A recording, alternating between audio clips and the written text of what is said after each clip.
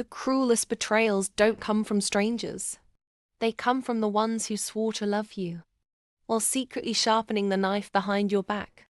For 3 years, I lived like a ghost. My husband Mark claimed he was paralyzed after a car accident in Los Angeles. I sold everything: my jewelry, my car, even my grandmother's wedding ring. Still, it wasn't enough. So I scrubbed hotel toilets, mopped floors, and changed bedsheets for strangers, just to scrape money for his surgery. Every blister on my hands was proof of my loyalty.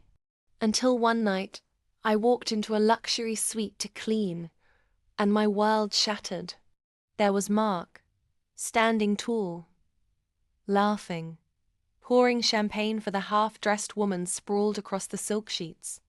My blood went cold. The man I broke myself for, the man who pretended to be paralyzed, wasn't just a liar, he was a monster. He saw me and froze. "It's not what it looks like," he stammered. But I said nothing. I simply left, burning with a rage so sharp it felt like fire in my veins. That night, I made a decision. I wasn't going to cry anymore. I was going to bury him. The next week, Mark and his mistress returned to that same suite. Only this time I was waiting. Not in person on the walls. The lights dimmed. A hidden projector flickered on, and suddenly the room was filled with footage. Me cleaning floors until my knees bled, counting coins in my hands and whispering prayers beside the hospital bed where he pretended to be paralyzed. Then came the hotel security tapes I'd stolen Mark, perfectly fine, carrying his mistress into the room. The guests in the surrounding suites, curious about the commotion, began gathering at the door. Phones were out. Cameras were recording. Mark's mistress screamed, covering herself with a sheet. And then I walked in.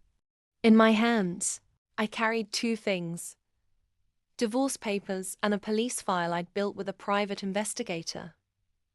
Fraud, theft, insurance scams, medical fund embezzlement. Enough evidence to lock him away for decades. His face turned ashen. "You wouldn't." I cut him off. "You stole my love. You stole my money. You stole my life. Now I'm stealing yours." The police stormed in minutes later. Guests clapped as Mark was dragged out in handcuffs, his mistress running half-naked down the hall. But his nightmare was only beginning. I had already emptied our joint accounts into a legal trust. His business partners had copies of the evidence. His investors pulled out overnight. Within 24 hours, Mark wasn't just arrested. He was bankrupt, abandoned, and disgraced. When I left the hotel that night, I didn't walk out a victim. I walked out a widow to a man still alive, a man buried under the weight of his own lies. And I didn't shed a single tear. If this revenge tale sent shivers down your spine, don't just subscribe to my YouTube channel right now. Because the darkest betrayals deserve the darkest justice. And I'll be serving it raw, one story at a time.